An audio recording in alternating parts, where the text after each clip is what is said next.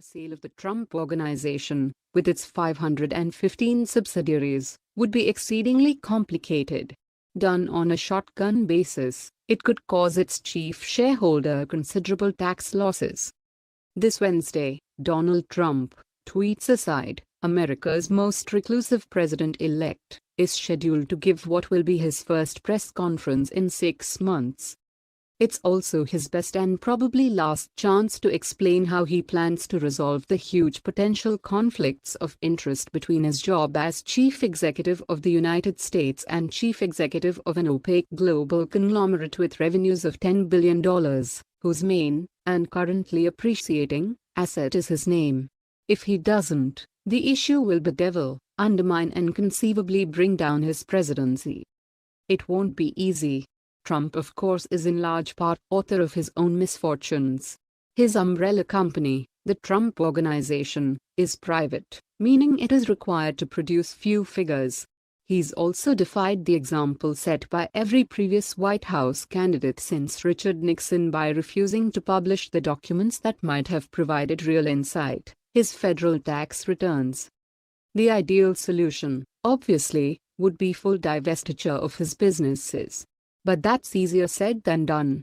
A sale of the Trump Organization, with its 515 subsidiaries, roughly half of them bearing his name, would be exceedingly complicated. Done on a shotgun basis, it could cause its chief shareholder considerable tax losses. There's been no sign Donald Trump plans such a step.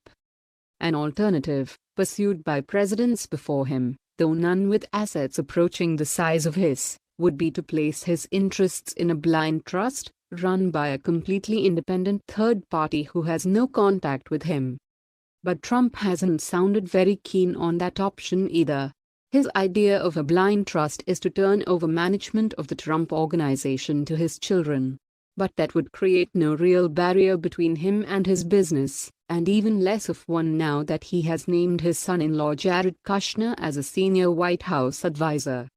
Others talk of an independent monitor, who would represent Trump and, supposedly, nip any possible conflict of interest in the bud.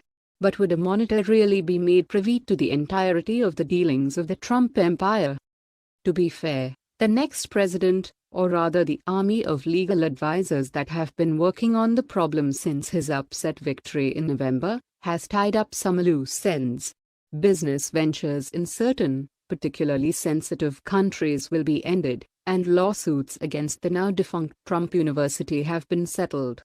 He has also announced plans to dissolve the controversy-shrouded Trump Foundation.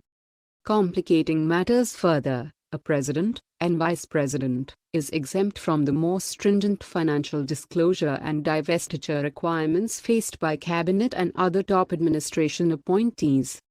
One thing Donald Trump is not exempt from, however, is the emoluments clause of the U.S. Constitution, banning a president from receiving gifts from foreign countries or leaders. So what about foreign governments and individuals who invest in Trump ventures or spend big money at his hotels and resorts? The lawyers are out on this one, but some claim Trump will be in violation of the emoluments clause from day one in the Oval Office. Which is just one more reason the proposals he comes up with tomorrow had better be good.